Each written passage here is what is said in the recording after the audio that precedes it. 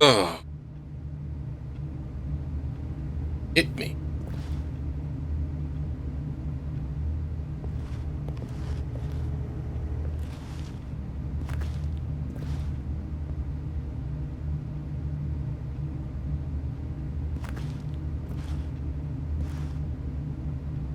Oh, outside?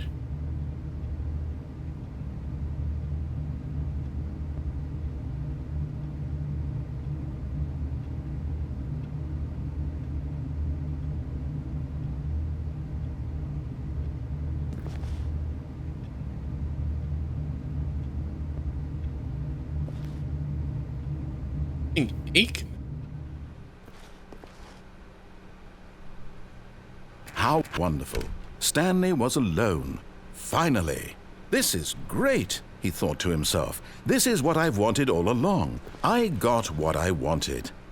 No matter how hard Stanley looked, he couldn't find a trace of his co-workers.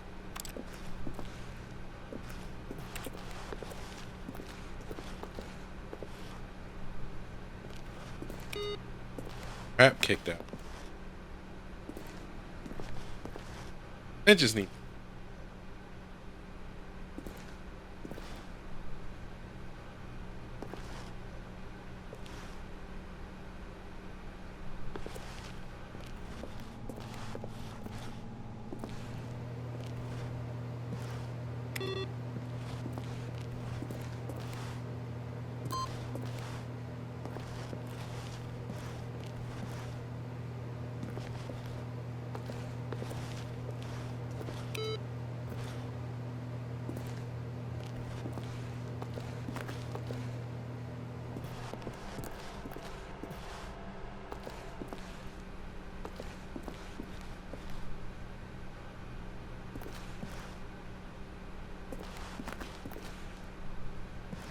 When Stanley came to a set of 2 open doors, he entered the door on his left.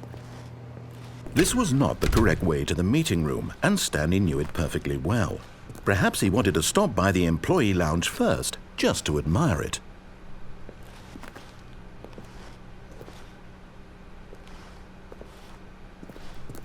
Woke up.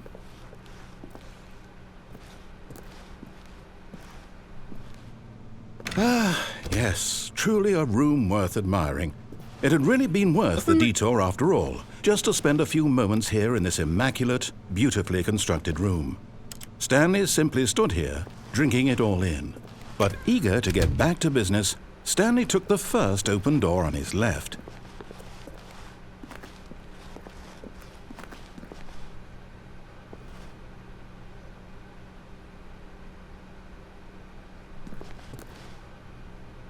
Need to get out. That looks. Stanley was so bad at following directions, it's incredible he wasn't fired years ago.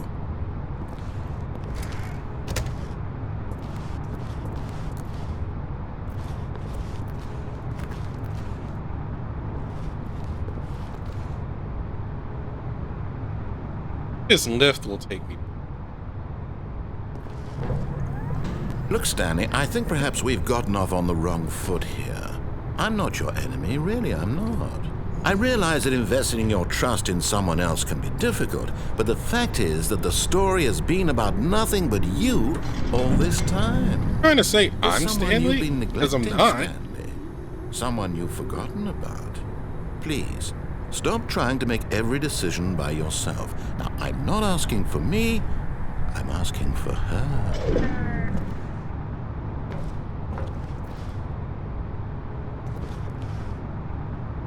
This is it, Stanley. Your chance to redeem yourself, to put your work aside, to let her back into your life. She's been waiting.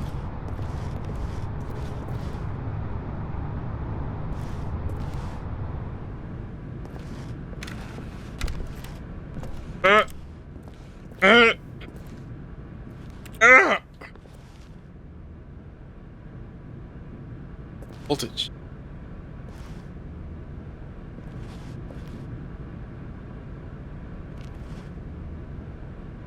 I didn't think so.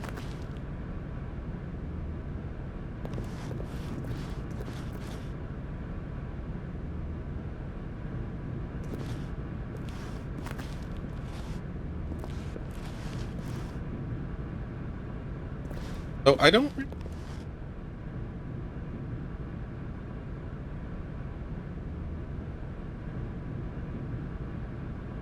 Oh, levers.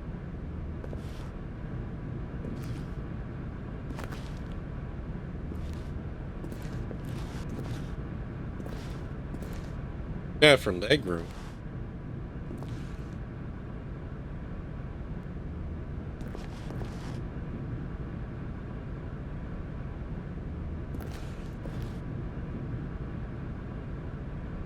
Ancient.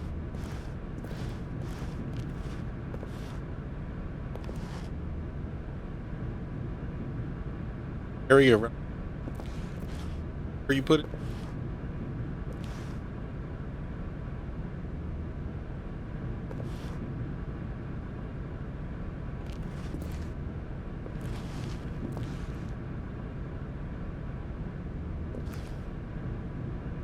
Oh, empty. What? That's her, Stanley.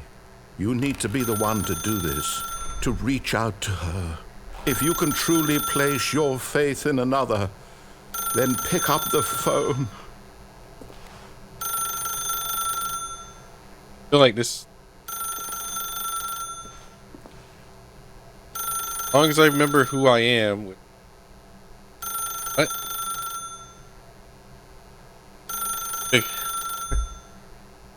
Should be able to avoid any.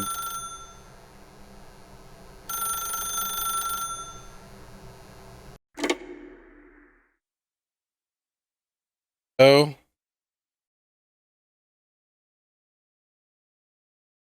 Oh, Stanley, The is that heck? you? Hold on, sweetie. Sorry to keep you waiting. I'm just pulling the bread How? out of the oven. Yeah, All my legs. right. Okay, there we go. All right, now, I want you to come in and tell me all about your day. What the? What?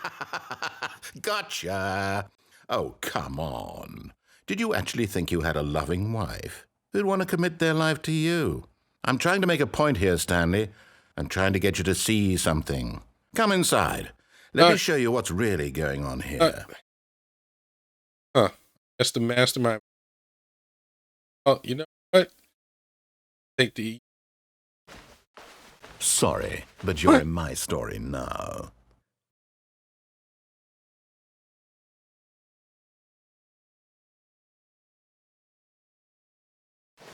Might be fighting. I might be against the.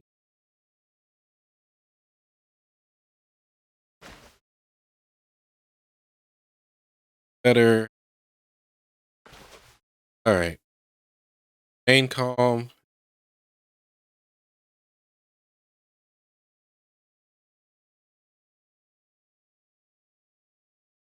And this is.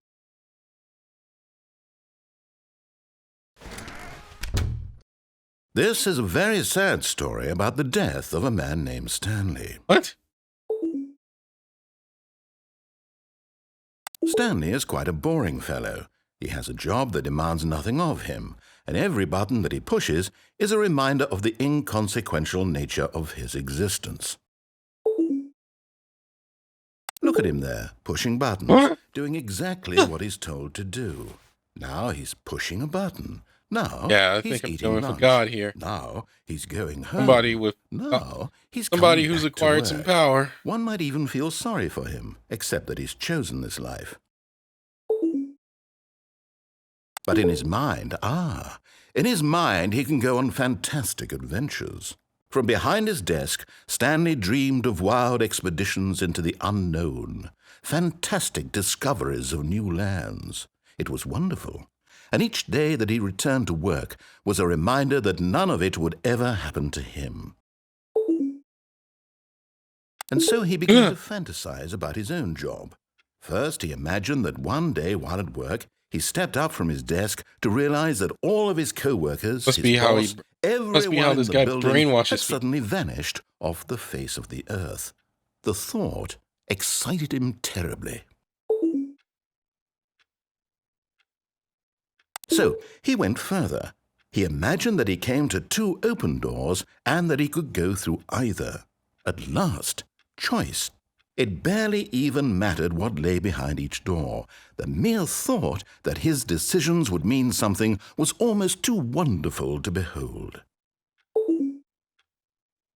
As he wandered through this fantasy world, The heck? he began to fill it with many possible paths and destinations. Down one path lay an enormous round room with monitors and mind controls. And down another was a yellow line that weaved in many directions. And down another was a game with Focus. a baby. And he called it the Stanley Parable.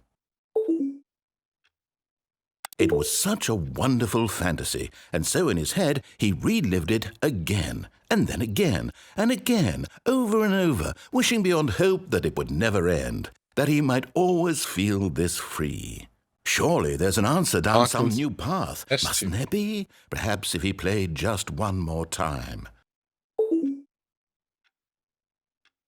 But there is no answer. How could there possibly be?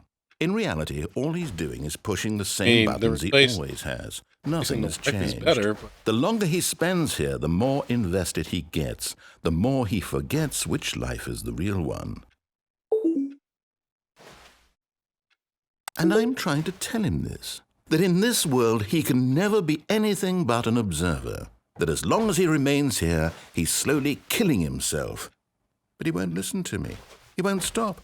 Here, watch this. Stanley, the next time the screen asks you to push a button, do not do it.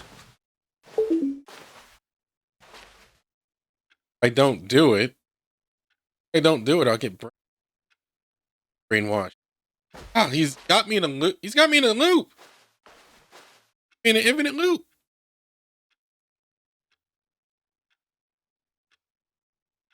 You see? Can he just not hear me? How can I tell him in a way that he'll understand that every second he remains here, he's electing to kill himself? How can I get him to see what I see? How can I make him look at himself?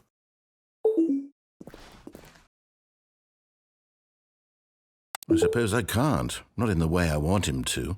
But I don't make the rules. I simply play to my intended purpose, the same as Stanley. We're not so different, I suppose. I'll try once more to convey all this to him. I'm compelled to. I must. Perhaps, well, maybe this time he'll see. Maybe this time. And I tried again. What? And Stanley pushed a button. Die? I tried again.